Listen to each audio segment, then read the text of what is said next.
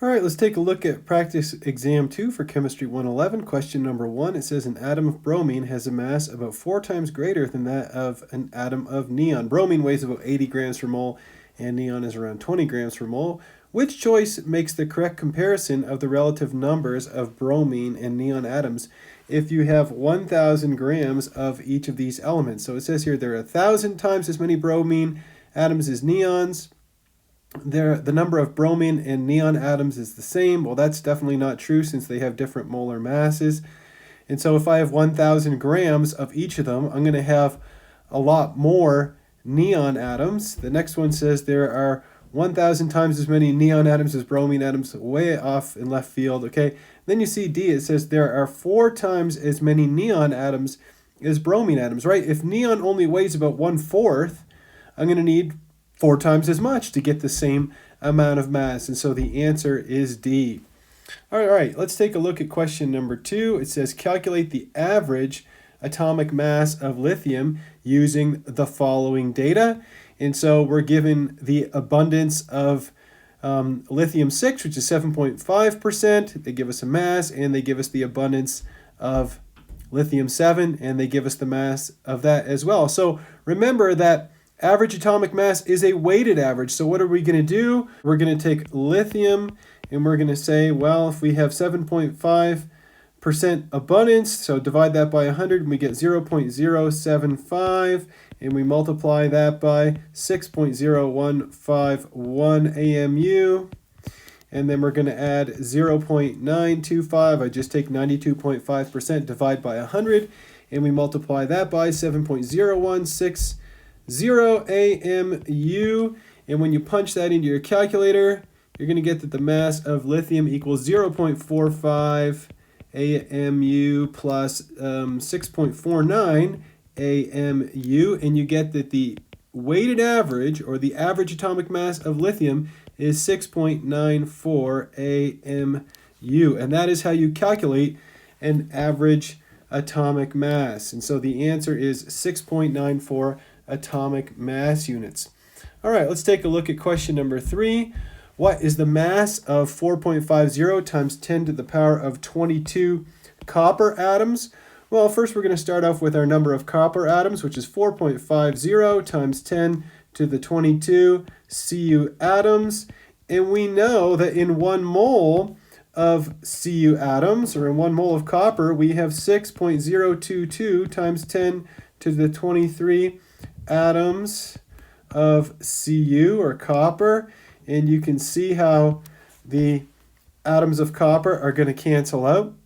Now, where can we find a conversion factor to get us from the number of moles of copper to the mass of copper? And for that, we would simply go to the periodic table. We look up the molar mass of copper, which is 63.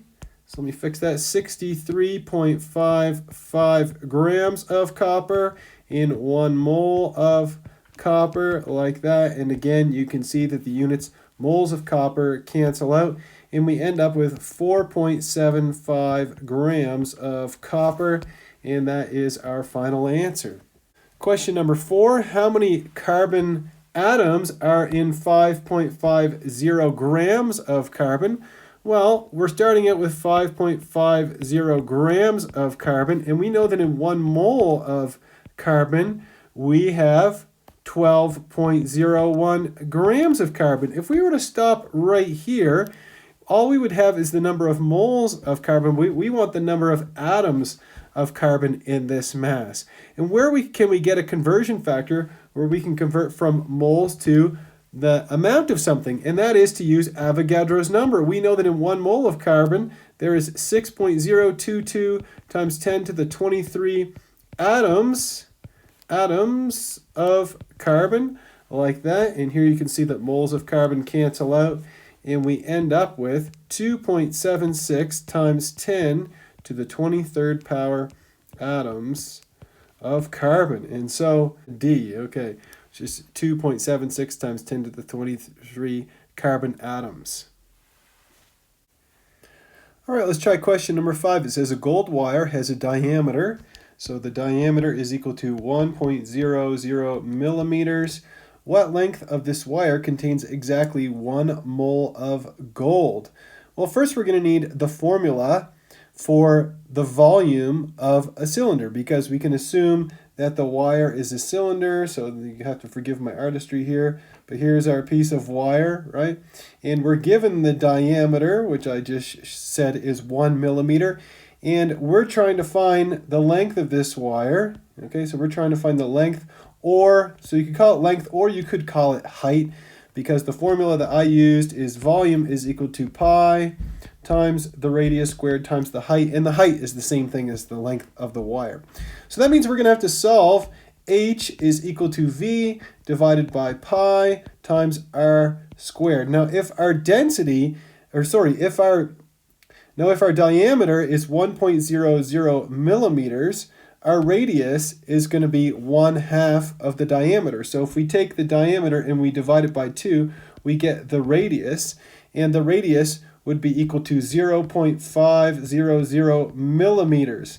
Now, since we're given the density of gold in grams per centimeter cube, I'm going to convert that radius into centimeters. And you should know that there are 10 centimeters in a millimeter. So in order to convert that radius into centimeters, I simply divide by 10.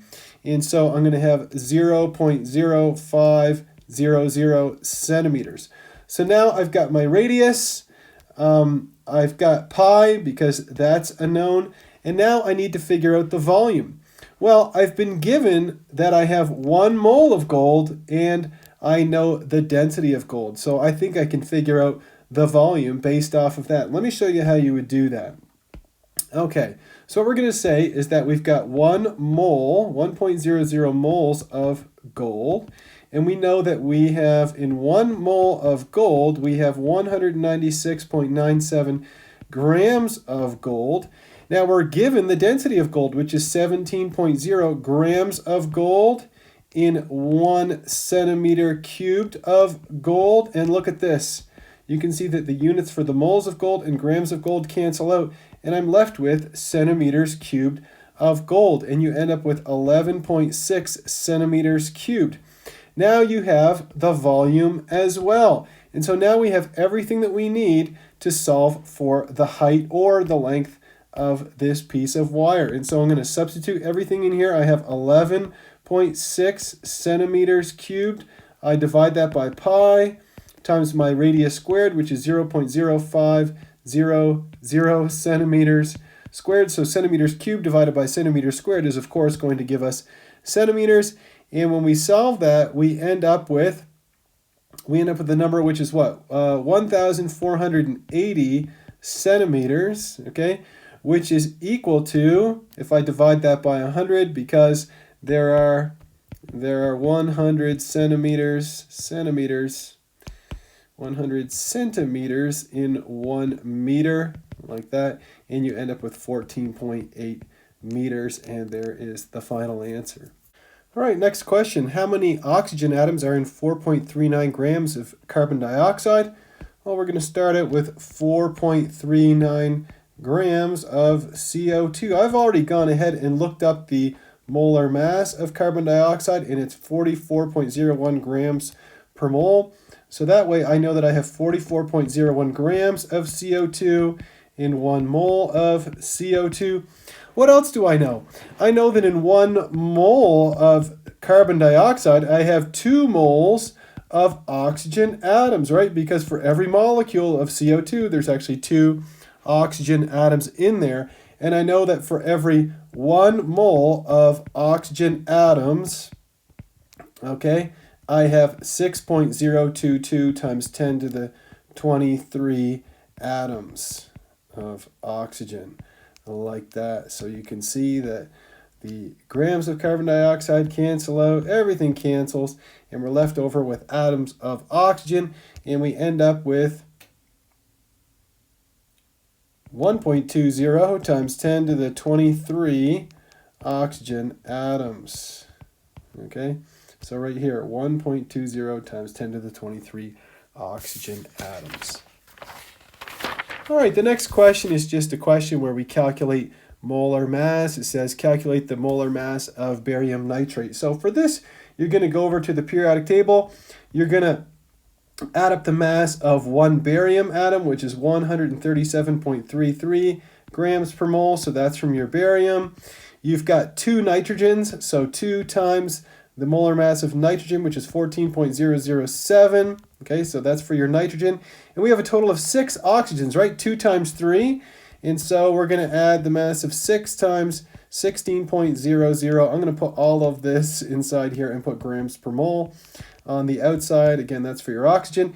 And when you tally all that up, you get 261.3 grams per mole. And right there, the answer is D. Question number 8, the mineral manganosite is a compound of manganese 55 and oxygen 16. If 77% of the mass of manganosite is due to manganese, what is the empirical formula of the compound? Well, what we're going to do is we're going to assume, we're going to make the assumption, so I'll write it here, assume we have a 100 gram sample of manganosite. That means it's going to be 77 grams manganese, and if you take 100 minus 77 grams, you're left over with 23 grams. So that means we're going to assume 77 grams of manganese, and we're going to assume 23 grams of oxygen in this compound. Now what we're going to do now is we're going to determine the number of moles, because we're trying to work out a formula, right? It's going to have to be one of these molecular formula, or maybe not one of them at all, but anyhow, we need to figure out what the ratio of the number of moles of each of these atoms are to one another. So I go to the periodic table, I look up the molar mass of manganese, it's 55 grams per mole. I look up the mass of oxygen, it's 16 grams per mole, like that. Anyhow, when you punch all that into your calculator, you get 1.4 moles, and looky, you get 1.4 moles. And so you can see that the ratio, the molar ratio of manganese to oxygen is a 1-to-1 ratio. So that means that our formula must be 1 manganese and 1 oxygen. And so the answer is D, where we have 1 manganese and 1 oxygen, like that. Question number 9, it says you have an unknown compound. It's got a molar mass of 223.94 grams per mole. It's got 32.18% carbon, 4.50% hydrogen, and 63.32% chlorine. Find the molecular formula for the compound. We're going to do the same exercise basically that we did in the last question, except we need to find the simplest whole number ratio of all of these molar quantities to one another. So again, we're going to assume we have a 100 gram sample. So we're going to make that assumption. And so we're going to assume that we have 32.18 grams of carbon, 4.50 grams of hydrogen, and 63.32 grams of chlorine. So let's start with the carbon, and we're going to say we've got 32.18 grams of carbon divided by 12.01 grams per mole for carbon. And so that would give us 2.68 moles of carbon. We're going to do the same thing for hydrogen. And so we would have 4.50 grams of hydrogen, and the molar mass of hydrogen is 1.01 grams per mole. And so that gives us what? 4.46 moles, like that. Then we're going to do the chlorine last, and we have 63.32 grams of chlorine. Divide that by the molar mass of chlorine, 35.45 grams per mole, like that. And we end up with 1.79 moles of chlorine. Now, there's no such thing as C2.68, H4.46, and Cl 1.79. So then what are we going to do is we're going to divide all of these by the smallest molar quantity, which is 1.79. So if I divide this by 1.79 moles, I divide this by 1.79 moles, and I divide this by 1.79 moles. And what you're going to see is that the ratio that you end up with is 1.5 for the carbon. Okay, we get 2.5 for the hydrogen, and we get 1 for the chlorine. So what's the smallest whole number ratio that I could get from these fractions here? And if I multiply all of these numbers, so if I multiply all of these numbers by 2, I would get a formula that would be C3H5 and then Cl2, like that, okay? But when I tally all of that up, if you add up all the masses of 3 carbons, 5 hydrogens, and 2 chlorines, you get a molar mass, which is 111.9 grams per mole. And it tells us that the molar mass of the compound is 223.94. And so we would have to multiply all of that, okay? We'd have to multiply all of this by 2 to get 223.94. And so if we multiply that entire molecular formula, if we multiply all of this by 2, not only do we get the correct molar mass, 223.94 grams per mole, but we get the correct molecular formula, which would be C6H10Cl4. And that better be one of the answers. There we go. All right. So the answer is D, C6H10 and 4 chlorines. Okay, let's take a look at question number 10. It says, what's the coefficient of water when the following equation is properly balanced? I'm going to start with my aluminum. I have 4 in the reactants, but I only have 1 in my product, so I'm going to need to put 4 here at least. I have 3 carbons over here, but only 1 here, so that means I need to put at least 3 over here. Next, I'm going to try balancing out my oxygens. I have 3 hydroxides, so that's 3 oxygens times 4, which gives me a total of 12. I only have 1 in the water molecule, and so I'm going to need to put 12 here. And then, if I look here, I have a total of 24 hydrogens here, right? 12 times 2 gives me 24. Over here, I have 3 times 4 from the aluminum hydroxide. So this 3 times 4 is 12. And then I have 3 times 4 here, which is also 12. So 12 and 12 give you 24. And so there's my balanced equation. And I have the number 12 in front of my water. And there we have it. That's the coefficient that goes in front of water. Okay, what is the coefficient for oxygen when the following combustion reaction of a hydrocarbon is balanced? Well, we have 7 carbons here and only 1 in carbon dioxide, so we'll put a 7 in front of here. We have 14 hydrogens here and we only have 2 here. What times 2 gives me 14? The answer is 7. Now on this side, I'm going to tally up all of the oxygens. I have 14 oxygens from my carbon dioxide, and I have 7 oxygens here. 14 plus 7 gives me a total of 21. Now, I have 2 oxygens in the oxygen molecule, so what times 2 is going to give me 21? And the answer is 21 over 2. But I don't want to have any fractions. I want to have all whole numbers, and so I'm going to multiply that entire expression by 2 so that I get 2 C7H14 plus 21 O2 gives me 14 CO2 plus 14 H2O. There we go. And so the coefficient in front of oxygen is 21, and C is our answer. Okay, let's try another question where we balance an equation. It says here we've got calcium phosphate plus sulfuric acid gives us calcium sulfate and phosphoric acid. What's the coefficient of sulfuric acid when the following equation is properly balanced? Well, first you can see that we have 3 calciums here and only 1 here. And so that means we're going to need at least a 3 in front of the calcium. What else? You can see that we have 2 phosphates over here, but we only have 1 phosphate there, and so we're going to need to have at least a 2 there. And what else? You see that we have 3 SO4, so we have 3 sulfates. So we're going to need to at least have a 3 in front of there. And when you check all this out now, you can see that you have 3 calciums, 3 calciums. We have 2 phosphates, 2 phosphates. That works out. So delete that. We have what? We've got 3 sulfates, 3 sulfates. That works out. So everything is totally balanced. I guess I didn't check the hydrogens, did I? Over here we have a total of 2 times 3, and over here we have 2 times 3. And so we have 6 hydrogens on both sides. And so this is perfectly balanced, and the coefficient in front of sulfuric acid is 3, like that. Question number 13, it says that ammonia reacts with hydrochloric acid to produce ammonium chloride. Identify the balanced reaction that describes this process.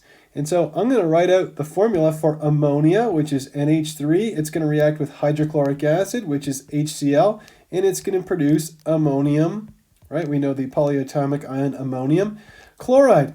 And there you go. You can see that we have a perfectly balanced equation already, and C is the answer. Number 14, it says here that chlorine gas reacts with phosphorus to produce phosphorus pentachloride. How many grams of phosphorus pentachloride are formed from 3.2 grams of chlorine and excess phosphorus? And you can see that we're given a beautifully balanced equation here. So let's start out with our chlorine. We have 3.5 grams of Cl2, and we know that in 1 mole of chlorine gas, we have a total of 70.91 grams of chlorine gas. Now from our balanced equation, we know that for every 5 moles of chlorine that's consumed, we produce 2 moles of phosphorus pentachloride. So let's put that in. 2 moles of Cl2 give us, 5 moles of Cl2 rather, so let me fix that. 5 moles of Cl2 gives us 2 moles of phosphorus pentachloride, like that. And we want to know the mass of PCl5 in grams. I've already gone ahead and looked up the molar mass, and I know that in 1 mole of PCl5, I've got 208.22 grams of PCl5, like that.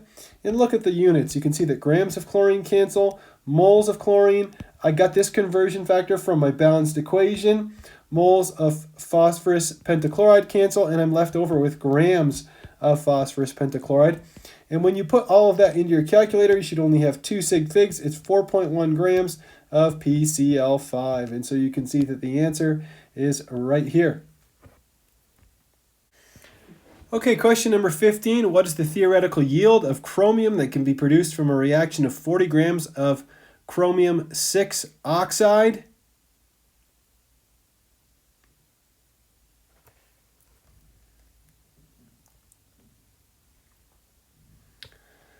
Question number 15. What is the theoretical yield of chromium that can be produced from by the reaction of 40 grams of chromium 3 oxide with 8 grams of aluminum according to the equation shown below? And this is a balanced equation, and so this is a limiting reactant problem.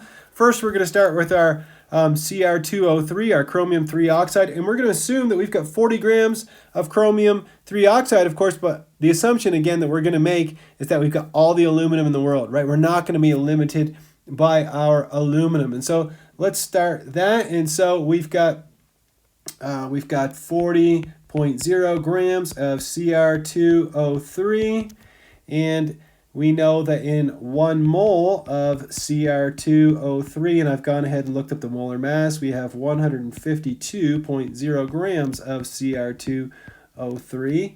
And of course, we're trying to figure out the theoretical yield of chromium, and we know that for every 1 mole of Cr2O3 that's consumed, we form 2 moles of chromium. All right, and we want to know the mass of chromium. And so we know that in 1 mole of chromium, we have 52.00 grams of chromium. Look at this. You can see that grams of Cr2O3 cancel out, as do the moles. Moles of chromium cancel out, and I'm left over with the mass of chromium.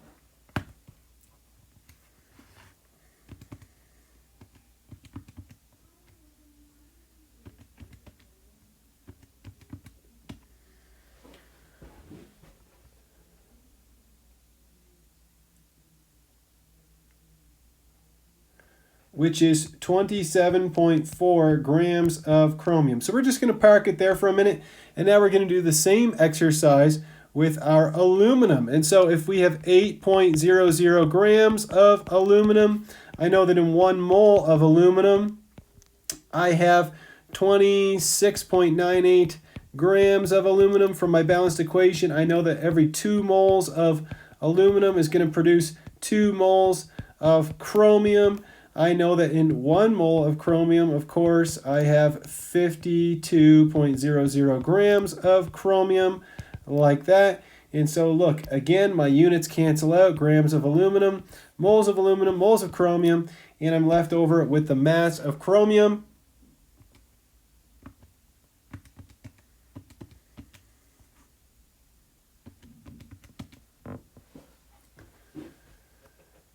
which is 15.4 grams of chromium. And so you can see that aluminum is the limiting reactant, and the maximum amount of chromium that we could make would be 15.4 grams.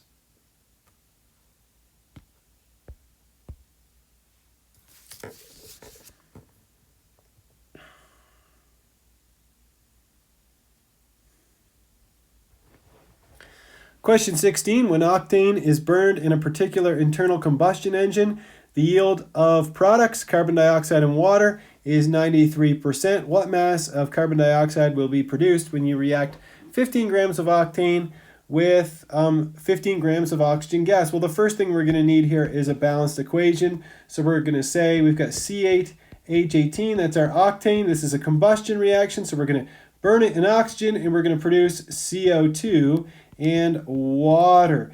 And so when we go to balance this, you can see that we have 8 carbons here, so we're going to need to have an 8 in front of our CO2 at least. What else? We've got 18 hydrogens, and we've got 2 hydrogens in water, so 9 times 2 gives me 18. Now let's tally up the total number of oxygens over here. I have 8 CO2 molecules, so that's 8 times 2 is 16 oxygens. I have 9 water molecules, so that's a total of 9. 16 plus 9 equals 25. Now the question becomes, what times 2 is going to give me 25? And the answer is 25 over 2, or 12 and a half, whatever you want to call it. And so now I'm going to take this entire expression and I'm going to multiply it by 2 to get my balanced equation. And when I do that, I'm going to end up with 2C8H18 plus 25O2 gives me 16 CO2 plus 18 water molecules. And there we have it. There's our balanced equation. Now let's do our calculations. And so we're going to start with 15 grams of octane. So we have 15.0 grams of C8H18. And I've already tallied up the molar mass of 1 mole of C8H18, which is what? 114.2 grams of C8H18. And we're trying to figure out what is the mass of CO2. And so we know that when we burn 2 moles of C8H18, we produce 16 moles of CO2. And we know that in 1 mole of CO2, and I've gone ahead and looked up the molar mass, we get 44.01 grams of CO2. Look at this. You can see that the mass of our octane cancels, the moles of octane, the moles of CO2 cancel, and we're left over with the mass of carbon dioxide, which would be 46.2 grams of CO2. Now we're going to do the exact same exercise, but we're going to do it for oxygen. So if we have 15.0 grams of oxygen, and we know that in 1 mole of O2, we have 32.00 grams of O2. From our balanced equation, we know that for every 25, for every 25 moles of O2 that's consumed, we produce 16 moles of carbon dioxide. So let's put that in there. And we know that in 1 mole of CO2, we have 44.01 grams of CO2. Like that, you can see that grams of oxygen cancel, moles of oxygen cancel, moles of carbon dioxide cancel, and we're left over with a mass of carbon dioxide, which is 13.2 grams of CO2. And so you can clearly see that oxygen is the limiting reactant, and the maximum amount of carbon dioxide that we could form is 13.2 grams. Now that's all well and good, but they tell us that the percent yield of the reaction is 93%. If I want to calculate my actual yield, okay, it's going to be equal to 13.2 grams multiplied by 93 over 100. And so I'm going to end up with an actual mass of 12 grams. I should only have 2 sig figs because there's 2 sig figs in the 93. And so my answer is B. Question 17, calculate the volume of 0.15 moles of bromine. The density of bromine is 3.12 grams per milliliter. The formula for density is equal to mass over volume, and we want to solve for volume. And so volume is going to be equal to mass divided by density, like that. And so we already have the density, so we just need the mass of bromine. And where are we going to get that? Well, we know that the mass of bromine, we can get that from the number of moles of bromine. How would we do that? Well, look, if we have 0.15 moles of Br2, and we know that in 1 mole of Br2, in 1 mole of bromine, we have a mass of 159.8 grams of bromine. Well, look, you can see that moles of bromine are going to cancel out, and we're going to end up with the mass of bromine, which is 0.15 multiplied by 159.8, and that gives us about 24 grams of Br2. And now we can just take that and plug it into our formula. So we can say that 24 grams divided by 3.12 grams per milliliter, like that. You can see that grams cancel out. We take 24 divided by 3.12, and we get 7.7 milliliters. So 7.7 milliliters of bromine, and so C is our answer. Number 18, it says calculate the percent composition by mass of sodium in sodium carbonate. And so all we need to do to calculate this is, if we want the percent of sodium in sodium carbonate, we're going to do the mass of sodium divided by the total mass of sodium carbonate, and then we're going to multiply all that by 100%. So I've gone ahead and done a lot of the work here already. And in sodium carbonate, I have 2 sodium atoms, so that's 2 times 22.99 grams per mole. Okay, and I've gone ahead and I've looked up the molar mass of sodium carbonate, which is 106.0 grams per mole.